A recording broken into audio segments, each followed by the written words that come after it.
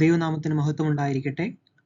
കൊയ്ത്തുകാലം എന്ന ലോകാവസാനത്തെക്കുറിച്ച് വെളിപ്പാട് 14 പറയുന്ന കാര്യങ്ങളാണ് ഇന്ന് ഈ വീഡിയോയിൽ പ്രതിപാദിക്കുന്നത്. യെശയ്യാ പ്രവചനം 65-66 വായിക്കുമ്പോൾ പുതിയ ആകാശം പുതിയ ഭൂമി വരുന്നതിനെക്കുറിച്ച് അല്ലെങ്കിൽ മില്ലിയൽ കിങ്ഡം വരുന്നതിനെക്കുറിച്ച് ഉള്ള വാക്യങ്ങൾ നമുക്ക് അവിടെ കാണാൻ പറ്റും. അതിനു മുൻപായിട്ട് ഭൂമിയിൽ ന്യായവിധി നടത്തുന്നതിനെക്കുറിച്ചുള്ള ഒരു വാക്യം പറയുന്നത് ഇപ്രകാരമാണ്. അതായത് സ്വർഗത്തിലെ ദേവാലയത്തിൽ നിന്ന് ദൈവത്തിന്റെ സ്വരം കേട്ടു, അതായത് ഭൂമിയിൽ ന്യായം വിധിക്കുവാനുള്ള സമയമായെന്ന് പറയുന്ന ഒരു സ്വരം കേട്ടു എന്നുള്ളതിനെ കുറിച്ചാണ് അവിടെ പറയുന്നത്.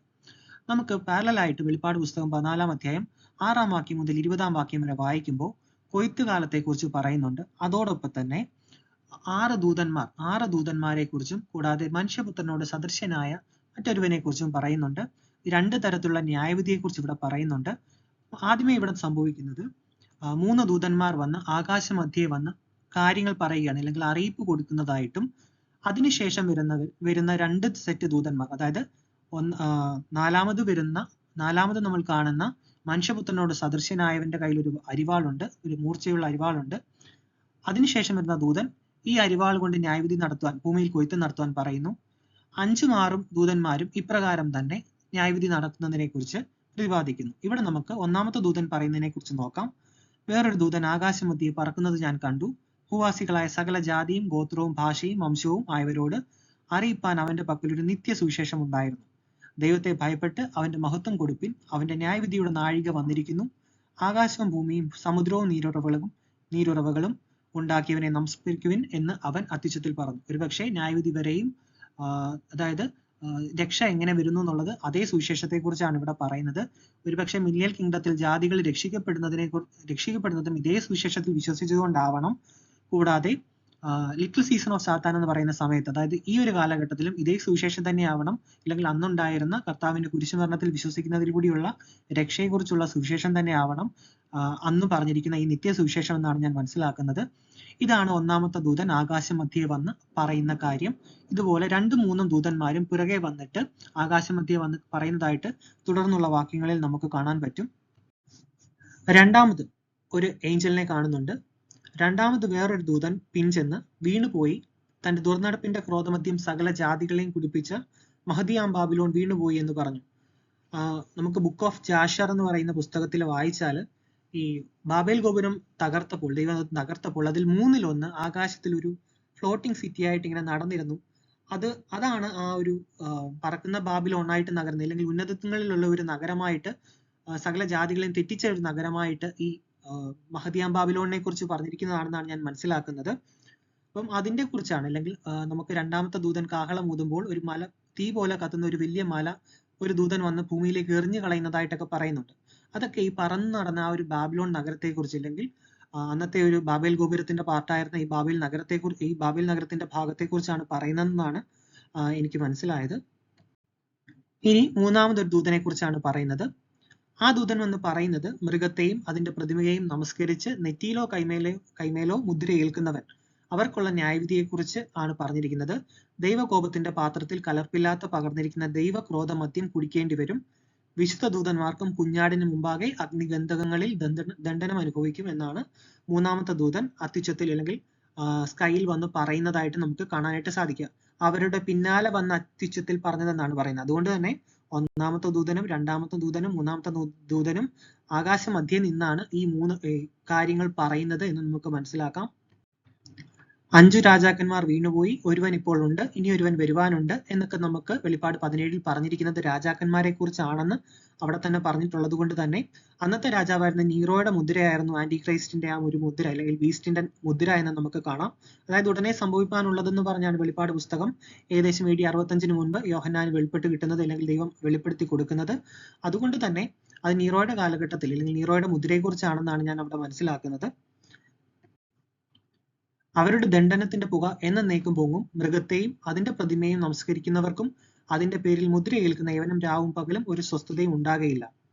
ദൈവകൽപ്പനയും യേശുവിലുള്ള വിശ്വാസവും കാത്തുകൊള്ളുന്ന വിശുദ്ധന്മാരുടെ സഹിഷ്ണുത കൊണ്ട് ഇവിടെ ആവശ്യം. ഞാൻ സ്വർഗത്തിൽ നിന്നൊരു ശബ്ദം കേട്ടു. അത് പറഞ്ഞത്, എഴുതുക, ഇന്നു മുതൽ കർത്താവിൽ മരിക്കുന്ന മൃതന്മാർ ഭാഗ്യവാന്മാർ. അതെ, അവർ തങ്ങളുടെ പ്രയത്നങ്ങളിൽ നിന്ന് വിശ്രമിക്കേണ്ടതാകുന്നു. അവരുടെ പ്രവൃത്തി അവരെ പിന്തുടരുന്നു എന്ന് ആത്മാവ് പറയുന്നു. അതായത് ആ ഒരു ഫൈനൽ കൊയ്ത്തുകാലം വരുന്നതിനെ കുറിച്ചാണ് ഇവിടെ പറയുന്നത്. അത് സ്വർഗത്തിൽ നിന്നൊരു ശബ്ദമായിട്ടാണ് അവിടെ കേൾക്കുന്നത്. അതിനുശേഷം കർത്താവിൽ മരിക്കുന്ന മൃതന്മാർ ഭാഗ്യവാന്മാർ എന്ന് പറയുന്നു. ഒരുപക്ഷെ ആ ഒരു നിത്യ സുവിശേഷം കൈക്കൊണ്ടവരെ കുറിച്ച് ആവാം പറയുന്നത്. അതായത് ജഡ്ജ്മെന്റ് തുടങ്ങുന്നതിന് മുമ്പോ ഇല്ലെങ്കിൽ ആ ഒരു പാർട്ട് മുതൽ കർത്താവിന്റെ നിത്യസുവിശേഷം പാലിച്ചവർക്കുള്ള ഇല്ലെങ്കിൽ അത് വിശ്വസിച്ചവർക്കുള്ള ഒരു രക്ഷയെക്കുറിച്ചും അതിനു മുമ്പ് മുദ്രയേറ്റവർക്കുള്ള ശിക്ഷയെക്കുറിച്ചുമാണ് ഈ 14-ാം അധ്യായത്തിന്റെ ഈ ഒരു പാർട്ടിലൊക്കെ പറയുന്നതെന്നാണ് ഞാൻ മനസ്സിലാക്കുന്നത്. രണ്ടു തരം ന്യായവിധിയെക്കുറിച്ച് വെളിപ്പാട് 14 പറയുന്നുണ്ട്, അല്ലെങ്കിൽ രണ്ടു തരം കൊയ്ത്തിനെ കുറിച്ച് പറയുന്നുണ്ട്. അതിൽ ഒന്നാമത്തെ കൊയ്ത്ത് എന്ന് പറയുന്നത് നമുക്ക് കാണാനായിട്ട് പറ്റുക വെളിപ്പാട് 14-14, 14-15 പിന്നെ ഞാൻ വെളുത്തൊരു മേഘവും മേഘത്തിന്മേൽ മനുഷ്യപുത്രന്റെ സദൃശനായ ഒരുത്തൻ തലയിൽ പൊൻകിരീടവും കയ്യിൽ മൂർച്ചയുള്ള അരിവാളുമായി ഇരിക്കുന്നതും കണ്ടു. മറ്റൊരു ദൂതൻ ദേവാലയത്തിൽ നിന്ന് പുറപ്പെട്ട് മേഘത്തിന്മേൽ ഇരിക്കുന്നവനോട്, കൊയ്ത്തിന് സമയം വന്നതുകൊണ്ട് നിന്റെ അരിവാൾ അയച്ച് കൊയ്യുക, ഭൂമിയിലെ വിളവ് വിളഞ്ഞുണങ്ങിയിരിക്കുന്നു എന്ന് ഉറക്കെ വിളിച്ചു പറഞ്ഞു. ഇവിടെ നമുക്ക് കാണാനായിട്ട് സാധിക്കുക അതായത് സർവ്വഭൂമിയിലും ഉണ്ടാകുന്ന ന്യായവിധിയെക്കുറിച്ച്. ഒരു പക്ഷേ ഞാൻ മനസ്സിലാക്കുന്നത് മനുഷ്യപുത്രന്റെ സദൃശനായ ഒരുവൻ, അതായത് someone like the appearance of son of Adam, അത് മേഘത്തിൽ മേലാണ് ഇരിക്കുന്നത്. അപ്പം നമുക്ക് വെളിപ്പാട് പുസ്തകം നോക്കിയാലും ഇല്ലെങ്കിൽ ദാനിയേൽ 7:13 നോക്കിയാലും son of man coming with clouds, മനുഷ്യപുത്രൻ ആകാശ മേഘങ്ങളിൽ വാഹനമാക്കി വരുന്നു എന്നൊക്കെയുള്ള പറയുന്നത് കൊണ്ട് തന്നെ ഒരു പക്ഷേ മശിഹായെ കുറിച്ച് തന്നെ ആവാം ഇവിടെ പറയുന്നത്. മശിഹ തന്റെ ദൂതന്മാരെ വിട്ട് ലോകാവസാനത്തിലുള്ള ന്യായവിധിയെ കുറിച്ചാണ്. ഇത് ഒന്നാമത്തെ ന്യായവിധിയാണ്. ഇത് സർവ്വലോകത്തിലുമുള്ള ന്യായവിധിയെ കുറിച്ചാണ് ഇവിടെ പറയുന്നത്. ഭൂമിയിലെ വിളവ് വിളഞ്ഞുണങ്ങിയിരിക്കുന്നു എന്ന് ഉറക്കെ വിളിച്ചു പറഞ്ഞു. അപ്പൊ നമുക്കിവിടെ കാണാനായിട്ട് സാധിക്കുക, one like the sun of Adam in the cloud with sharp sickle. പിന്നെ നാലാമത്തെ ഏഞ്ചൽ വന്നിട്ട് ഈ സൺ ഓഫ് ആദമിനോട് പറയുകയാണ്, ദേവാലയത്തിൽ നിന്നാണ് വരുന്നത്, അതായത് സ്വർഗത്തിലെ ദേവാലയമാണെന്നാണ് ഞാൻ മനസ്സിലാക്കുന്നത്. സ്വർഗത്തിലെ ദേവാലയത്തിൽ നിന്ന് വന്നിട്ട് സൺ ഓഫ് മാനോട് പറയുകയാണ്, കയ്യിലുള്ള മൂർച്ചയുള്ള അരിവാള് അയക്കുക, ഭൂമിയിലെ കൊയ്ത്തിന് സമയമായിരിക്കുന്നു, ഭൂമിയിലെ വിളവ് വിളഞ്ഞുണങ്ങിയിരിക്കുന്നു എന്ന് ഉറക്കെ വിളിച്ചു പറയുന്നത്. ദേവാലയത്തിൽ നിന്ന് വന്ന നാലാമത്തെ ദൂതൻ പറഞ്ഞതനുസരിച്ച് മേഘത്തിലിരിക്കുന്ന മനുഷ്യപുത്രനോട് സദൃശ്യനായവൻ അരിവാൾ ഭൂമിയിലേക്ക് എറിഞ്ഞു കളയുന്നതായിട്ടാണ് നമുക്ക് വെളിപ്പാട് 14:16 കാണാൻ പറ്റുക. ഭൂമിയിൽ കൊയ്ത്ത് നടന്നു. ഇത് സർവ്വഭൂമിയിലുമുള്ള ന്യായവിധി, അതായത് മശിഹ തന്റെ ദൂതന്മാരെ അയച്ച് ഭൂമിയിൽ കൊയ്ത്ത് നടത്തുന്നതിനെ കുറിച്ചുള്ള പാർട്ടാണ് ഇവിടെ പറയുന്നത്. എന്നാൽ ഇനി പറയാൻ പോകുന്നത് മറ്റൊരു ദൂതൻ സ്വർഗത്തിലെ ആലയത്തിൽ നിന്ന് പുറപ്പെട്ട് അവൻ മൂർച്ചയുള്ള ഒരു കോങ്കത്തി പിടിച്ചിരുന്നു. തീയുടെ മേൽ അധികാരമുള്ള വേറൊരു ദൂതൻ യാഗപീഠത്തിൽ നിന്ന് പുറപ്പെട്ട് മൂർച്ചയുള്ള കോങ്കത്തി പിടിച്ചിരുന്നവനോട്, ഭൂമിയിൽ മുന്തിരിങ്ങ പഴുത്തിരിക്കയാൽ നിന്റെ മൂർച്ചയുള്ള കോങ്കത്തി അയച്ച് മുന്തിരിവള്ളിയുടെ കുല അറുക്കുക എന്ന് ഉറക്കെ വിളിച്ചു പറഞ്ഞു. ദൂതൻ കോങ്കത്തി ഭൂമിയിലേക്ക് എറിഞ്ഞു, ഭൂമിയിൽ മുന്തിരിക്കുല അറുത്തു, ദൈവകോപത്തിന്റെ വലിയ ചക്കിലിട്ടു. നമുക്ക് വെളിപ്പാട് പുസ്തകത്തിലെ 6-ാം അധ്യായത്തിൽ 5-ാമത്തെ മുദ്ര പൊട്ടിക്കുമ്പോൾ നമുക്ക് കാണാനായിട്ട് പറ്റുന്നത് യാഗപീഠത്തിന്മേൽ കർത്താവിനെ പ്രതി മരിച്ചവരുടെ ആത്മാക്കളെ കുറിച്ചാണ്. അല്ലെങ്കിൽ അവർ ചോദിക്കുന്നുണ്ട്, കർത്താവെ ഇനി എത്ര കാലമാണ്, അല്ലെങ്കിൽ ദൈവം പ്രതികാരം ചെയ്യുന്നത് എപ്പോഴാണെന്ന് ചോദിക്കുമ്പോൾ അല്പകാലം കൂടി വെയിറ്റ് ചെയ്യാൻ പറയുന്നുണ്ട്, അല്പകാലം കൂടി കാത്തിരിക്കാനായിട്ട് പറയുന്നുണ്ട്. ആ കാലം കഴിയുമ്പോൾ മറ്റൊരു ദൂതൻ, അതായത് 5-ാമത്തെ ദൂതൻ ദേവാലയത്തിൽ നിന്ന് ഇറങ്ങി വരുന്നു. പുറകിന് 6-ാമത്തെ ദൂതൻ അൾത്താരയിൽ നിന്ന് വന്നിട്ട് തീയുടെ അധികാരമുള്ള ദൂതനാണ്.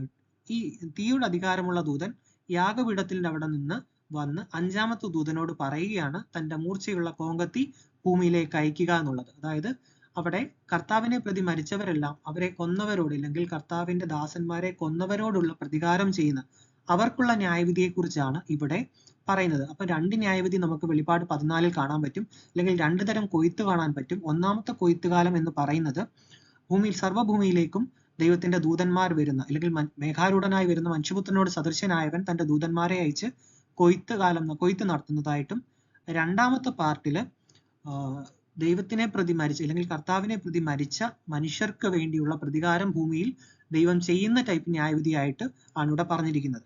അപ്പം അവിടെ 6-ാമത്തെ ദൂതൻ വന്നിട്ടാണ് 5-ാമത്തെ ദൂതനോട് പറയുന്നത്.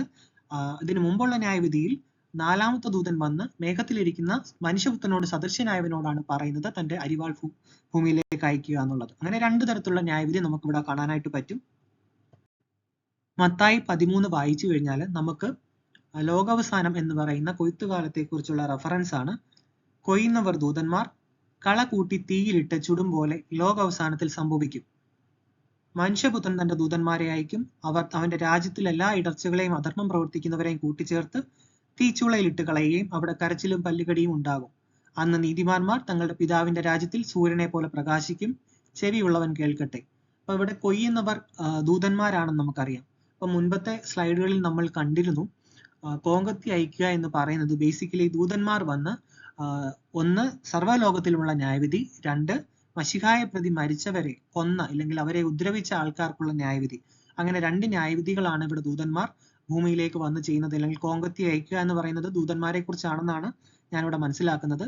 കൂടാതെ അന്ന് നന്മ ചെയ്തവരെയും അതോടൊപ്പം തന്നെ കർത്താവിന് വേണ്ടി നിന്നവരെയും അവർ പിതാവിന്റെ രാജ്യത്തിൽ സൂര്യനെ പോലെ പ്രകാശിക്കുമെന്ന് ആണ് ഇവിടെ കർത്താവ് പറയുന്നത്. നമുക്ക് ഇതേ റെഫറൻസ് ഡാനിയേലിന്റെ പുസ്തകം 12-ാം അധ്യായത്തിൽ കാണാം.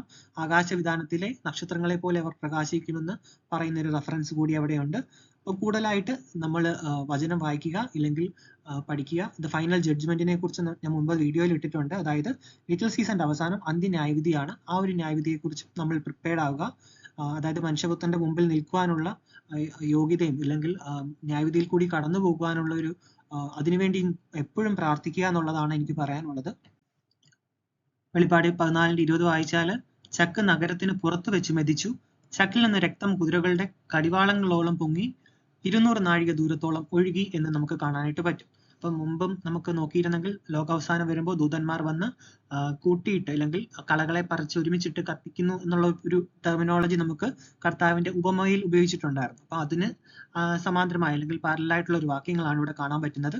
വെളിപ്പാട് 14 പൊതുവെ പറയുന്നത് രണ്ട് ന്യായവിധിയെ കുറിച്ചാണ്. ഒന്ന് സർവ്വലോകത്തിലുമുള്ള ന്യായവിധി, രണ്ടാമത്തത് കർത്താവിനെ പ്രതി മരിച്ചവരെ ഉദ്രവിച്ച അല്ലെങ്കിൽ അവരെ അന്ന് ഭൂമിയിൽ അവരെ ഉദ്രവിച്ച ആൾക്കാർക്ക് അല്ലെങ്കിൽ റോമൻ സൈന്യത്തിനും അതോടൊപ്പം തന്നെ അന്നത്തെ രാജാക്കന്മാർക്കും അങ്ങനെയുള്ളവർക്കൊക്കെ ഉണ്ടായിരുന്ന ന്യായവിധിയെ കുറിച്ചുമാണ് ഇവിടെ പറഞ്ഞിരിക്കുന്നത്.